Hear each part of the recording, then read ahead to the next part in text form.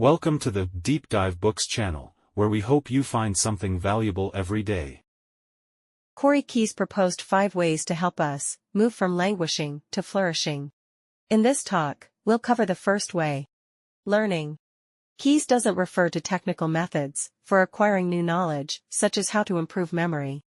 Instead, he focuses on a mental approach. An attitude. Everyone knows that learning something new is always good, but in reality, from students to middle-aged adults, people often lack the enthusiasm to learn. Curiosity seems to fade, and learning becomes something people are forced to do for exams. So, let's think. What could possibly awaken your original motivation to learn? There definitely is something.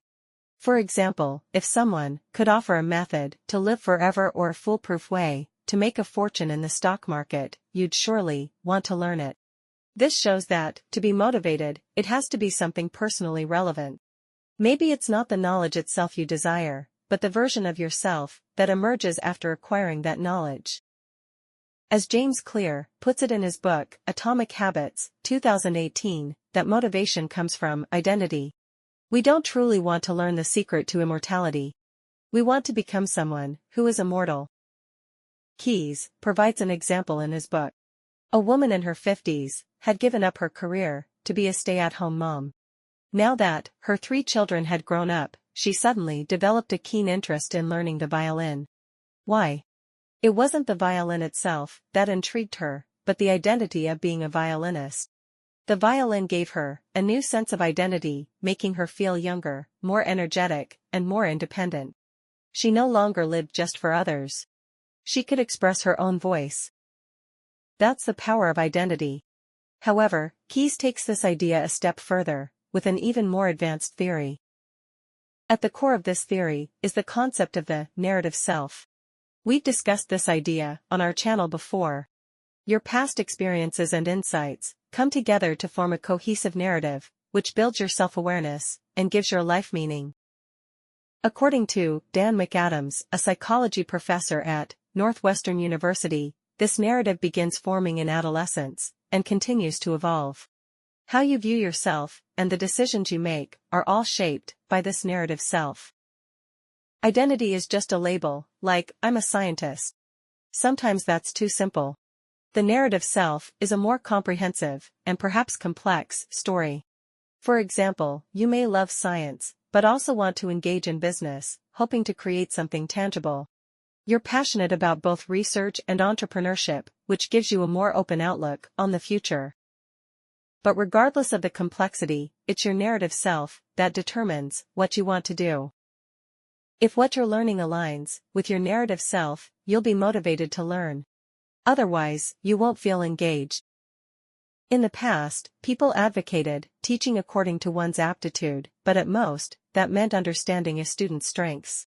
Ultimately, the goal was still to prepare them for roles like serving the state, turning them into tools. Asking what the narrative self aspires to become is the true people-centered approach. Keyes further suggests that the entire self can be seen as a system, like the air conditioning unit in your home. The thermostat, which you set to a specific temperature, is your narrative self. The air conditioner senses the room's temperature and blows cold air if it's too hot or hot air if it's too cold. This is like comparing external information to your narrative self. The hot air represents your emotions, or what you impulsively want to do. The cold air represents your rational thinking. The difference between people and air conditioners is that we can blow both hot and cold air simultaneously.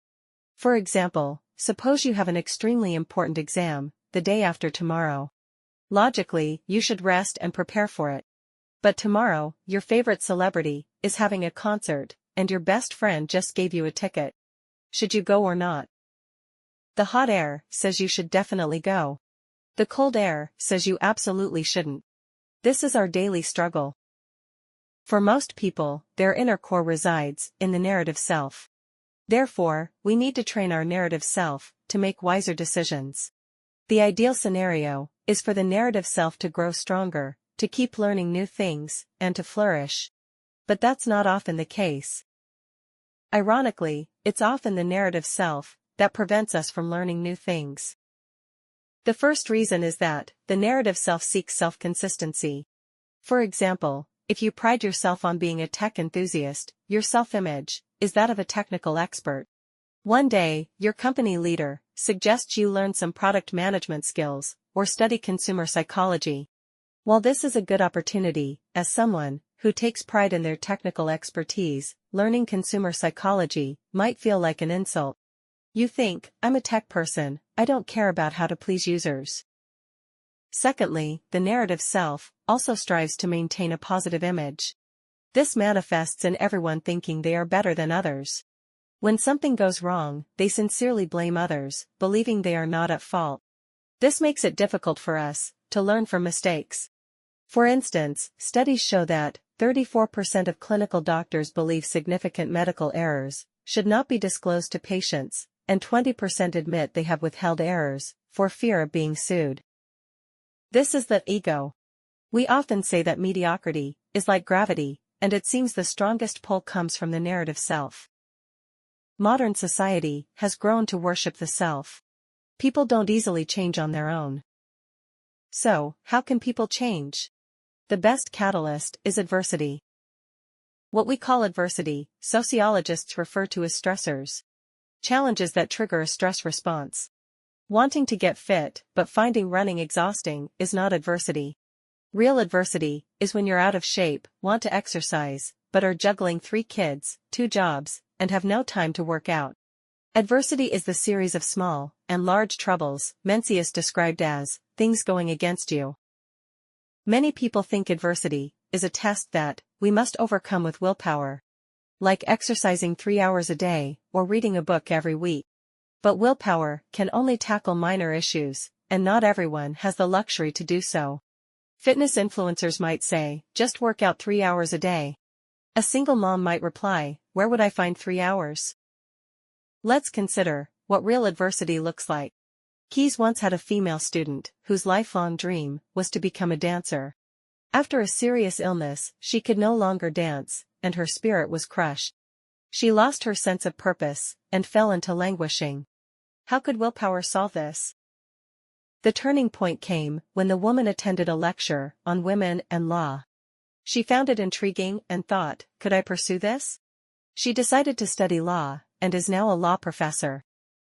The moral of the story is that adversity might be offering you a clue. Perhaps your original narrative self's plan wasn't working, and it's time to rewrite your story. It's not about overcoming adversity with extraordinary strength, but rather gaining insight from it, rediscovering yourself, and changing accordingly. Real growth isn't about becoming faster, higher, or stronger. It's about adjusting your goals based on new experiences and making your story more complex. Saying, I set a goal at 6 years old to win an Olympic gold medal, trained hard, and achieved it, is too simple and unrealistic. Life rarely follows that path. Along the way, you will continuously rediscover the world and yourself. Even after winning a gold medal, there's still a long life ahead, and you'll always need to create new stories. In fact, a flourishing life requires some stressors.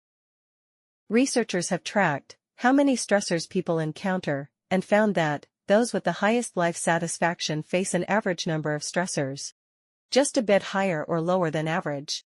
Those who experience too many stressors suffer, but people with no stressors at all are also dissatisfied with life.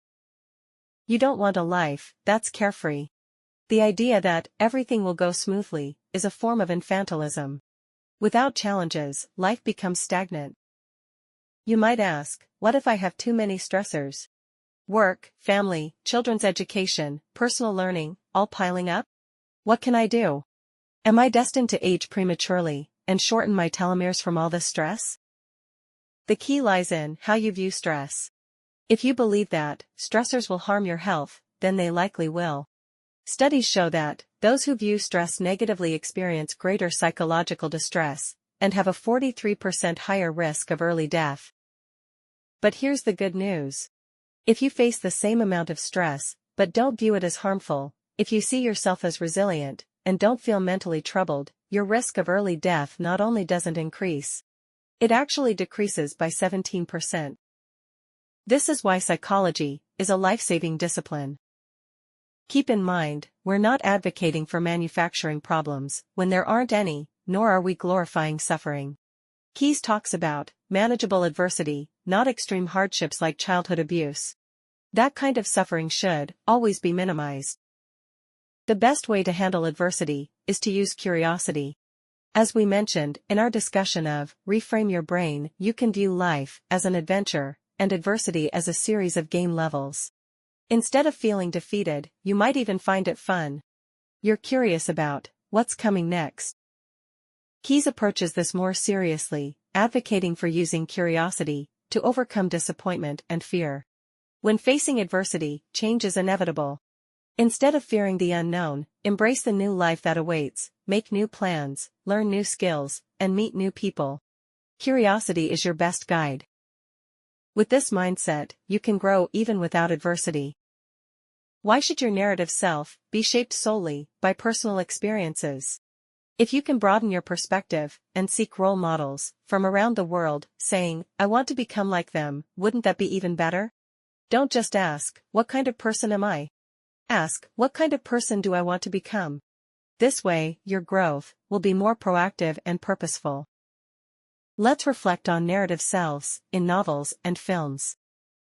We know that one of the most classic storytelling structures is the hero's journey, where the protagonist overcomes obstacles and emerges victorious. There are two types of hero stories. The simple kind, like in many purely entertaining or promotional movies, features a hero who starts off strong and just follows the plot.